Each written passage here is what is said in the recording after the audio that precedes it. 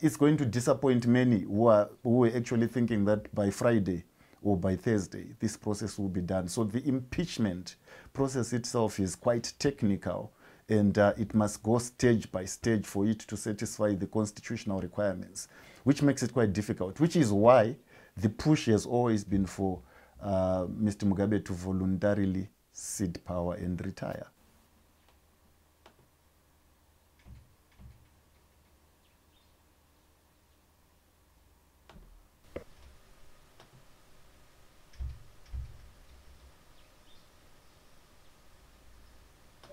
The next move for Mugabe, where he goes to or whether he remains in Zimbabwe or not, is dependent on the method through which he is going to exit. Many Zimbabweans at the moment, you will be surprised. I've been trying to gauge the national pulse. Actually, the national pulse says here is a 93, 94-year-old man who is definitely in the last days of his life. Part of the national pulse says, let bygones be bygones. Part of the national pulse literally says that. And then part of the national pulse also says he must face the consequences, but do not drag the old man to the International Criminal Court. Let him rest somewhere, but we don't want to see him daily in Zimbabwe because he reminds of what we went through.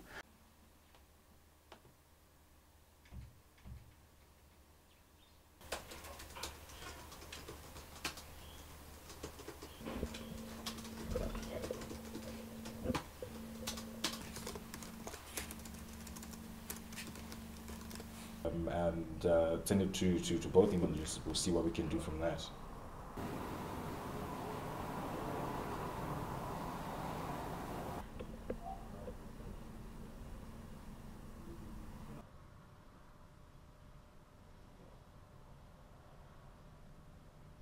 At this stage, you cannot afford to take over from President Mugabe in any means that are not constitutional. Because if you do that, he wins, he becomes a constitutional hero, and you become the constitutional villain.